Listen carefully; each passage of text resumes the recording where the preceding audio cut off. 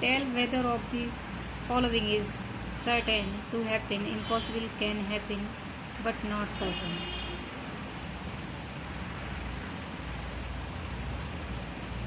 My first part, you are older today than yesterday. Student इसमें है you are older today than yesterday.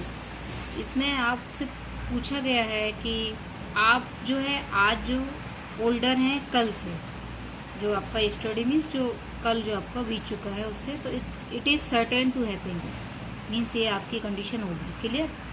A tossed coin will land heads up. ये जब किसी toss को coin किया जाता है तो उसमें ये कंपलसरी नहीं है कि जब वो नीचे डाउन में आएगा ग्राउंड पे तो उसमें हेड ही आएगा। इट कैन हैपन मीन्स ये हो सकता है but not certain.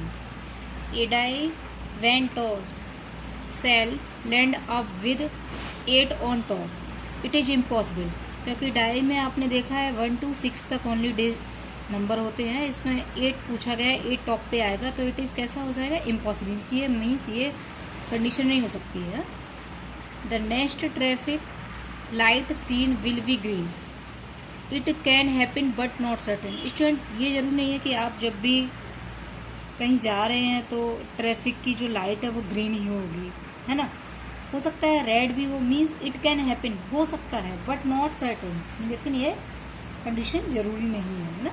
Tomorrow will be cloudy day, it can happen but not certain. Clear student. There are 6 marble in a box with number from 1 to 6 mark on each of them. What is the probability of drawing a marble with number 2? Total number of marble 1 to 6 mark in a box. Probability क्या होती है, number of favourable outcomes divide by number of possible outcomes. तो यहाँ पे student possible outcomes कितने होंगे, total 6 होंगे, क्योंकि नंबर कितने मार्क हैं 1 to 6 तक मार्क हैं, तो पॉसिबल कितने हो जाएंगे 6 हो जाएंगे। क्लियर। बट उसमें से आपका एक ही नंबर कोई टॉप पे होगा तो प्रोबेबिलिटी क्या होगी 1/6। What is the probability of drawing a marble with number 5? With number 5 आपका 1 डिजिट है ओनली, मीन्स 1 2 3 4 5 6, तो 5 ओनली 1 टाइम्स है। फेवरेबल आउटकम कितना हो गया 1, बट टोटल आउटकम कितने हैं, आउटकम्स 6 है, तो इसकी प्रोबेबिलिटी 1/6 है। Clear student. A coin is flipped to decide which team start the game. What is the probability that your team will start? Student किसी भी कॉइन को जब भी टॉस किया जाता है तो उसमें 2 कंडीशन होती हैं, हेड और टेल, है ना।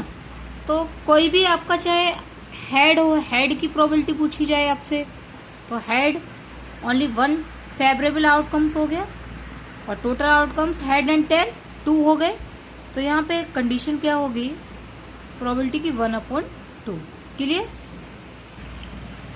Complete the last column of the table. Student, today we are going to start revision of exercise 4.1. So, my first question, complete the last column of the table. Student, इसमें आपको equation given है, x की value given है। अब आप क्या करेंगे, equation आपकी क्या है, x + 3 = 0। इसमें x की वैल्यू आप 3 पुट करेंगे। जब x की वैल्यू 3 पुट करोगे तो LHS वैल्यू 3 + 3 कितना हो जाएगा 6 हो गया।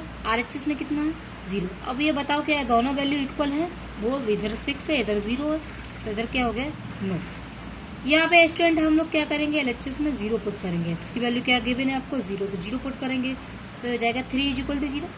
मीन्स ये भी आपका LHS does not equal to RHS, so the given value of x does not satisfy equation. Clear student. इसके बाकी पार्ट भी आप इसी मेथड से कर सकते हैं। Clear. So my next question, check whether the value given in the bracket in a solution to the given equation और नॉट। स्टूडेंट इसमें आपको n की वैल्यू क्या पुट है, गिवन है 1, आपको इक्वेशन में पुट करनी है n की वैल्यू n + 5 = 19। अब आप n की जगह पे क्या पुट करेंगे 1। जब n की जगह पे 1 पुट करेंगे तो ये 1 + 5 कितना हो जाएगा 6। मीन्स LHS वैल्यू आपकी 6 हो जाएगी और ये RHS वैल्यू 90। अब आप देख रहे हैं LHS 6 है, RHS 19 है, क्या ये दोनों आपस में इक्वल है? No, LHS does not equal to RHS, so n is equal to 1 is not solution of given equation. Means ये जो गिवन इक्वेशन है उसका n is equal to 1 solution नहीं है। इसके बाकी पार्ट्स भी आप n है या x है या p है, जो भी आपका वेरिएबल गिवन है उसकी वैल्यू आप पुट करेंगे और इक्वेशन को चेक करेंगे। Clear student? Solve the following equation by trial and error method. Student इसमें फर्स्ट पार्ट है आपका 5p + 2 = 17। Trial and error method क्या होता है कि आपका जो भी वेरिएबल इक्वेशन में गिवन होगा उसकी जगह पे आप 1 2 3 4 ऐसे वैल्यू पुट करेंगे और ये देखेंगे क्या वैल्यू आपको RHS के इक्वल मिल रही है। अगर RHS के इक्वल मिल रही है तो जो भी वैल्यू आपने पुट की थी वो उसका सॉल्यूशन हो जाएगा। जैसे मैं इसमें p = 1 पुट कर रही हूँ, तो p = जब इसमें 1 पुट करूँगी तो 5 बन जाए 5, 5 और 2 7, मीन्स LHS की वैल्यू कितनी आ गई 7 और RHS कितना है 17, means LHS does not equal to RHS, so p = 1 is not solution. अब मैं p = क्या पुट करूंगी 2, जब मैं 2 पुट करूंगी तो 5 2 = 10, 5 2 = 5p + 2 में इक्वेशन में LHS में आप p की जगह पे 2 पुट करेंगे, 5 2 = 10 और 2 12, so 12 LHS and RHS given 17, so LHS does not equal to RHS, so p = 2 is not solution हो जाएगा। क्लियर? अब मैं 3 पुट करूंगी इक्वेशन में, 5p + 2 में p = अब 3 पुट करेंगे तो 5 3 = 15 + 2 17, LHS = इसमें RHS हो गया है। LHS = जब RHS हो गया तो आप क्या बोलेंगे कि p = जो 3 है वो p = 3 is solution of given equation. Clear student? आपको trial and error method clear हो गया है। अब इसके बाकी पार्ट्स भी इसी मेथड से सॉल्व कर सकते हैं। Right equation for the following statement, the sum of numbers x and 4 is 9। इसमें स्टूडेंट ये बोला गया है आपको इक्वेशन इसमें राइट करनी है।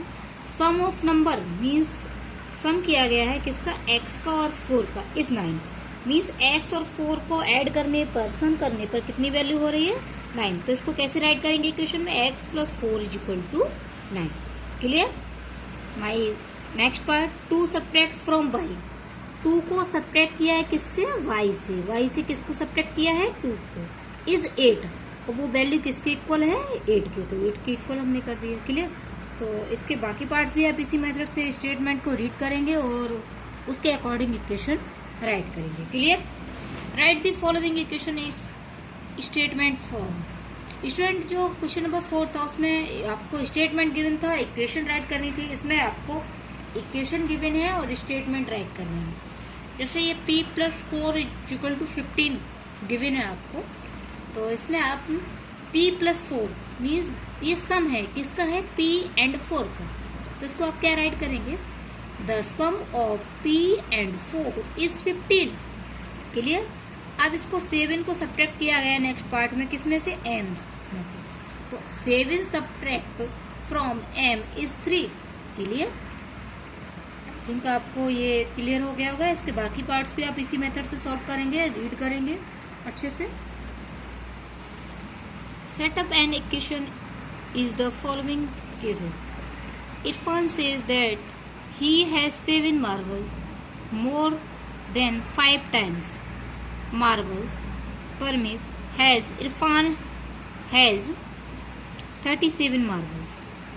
स्टूडेंट जो भी परमित के पास मान लीजिए मैंने m मार्बल्स मान लिए, तो परमित के पास से जो इरफान के पास क्या है 5 times मार्बल्स जो परविस के उससे 7 मोर है, मीन्स 5 टाइम तो परमित के पास जितने हैं उसका 5 टाइम है तो 5m हो जाएगा 5 टाइम्स में, और उससे 7 मोर है। 7 मोर मतलब इसमें हम ऐड करेंगे 7 का। क्लियर? और ये वैल्यू किसके, इरफान है 37 मार्बल, तो ये वैल्यू किसके इक्वल करेंगे आप 37 के। Clear student? इसका एक और पार्ट सॉल्व करके देखते हैं। Lakshmi's father is 49 year old. Lakshmi के फादर की एज कितनी है 49 year old. He is 4 years older than 3 times Lakshmi as.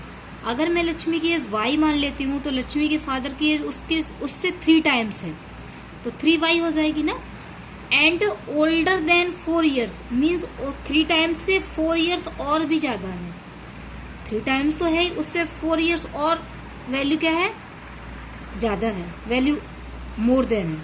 तो इसके लिए आप क्या करेंगे, इसमें ऐड करेंगे +4 और ये वैल्यू किसके इक्वल हो जाएगी, 49 के। Clear stand. इसके जो बाकी पार्ट्स वो इसी तरह से सॉल्व करना। आज की रिवीजन क्लास में जिस भी एक्सरसाइज का मैंने रिवीजन करवाया उसको आप रफ पे रिवीजन करेंगे उसका, है ना। वो अपनी फेयर नोटबुक भी कंप्लीट करेंगे।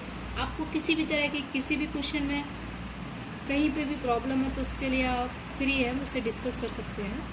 Okay, thank you.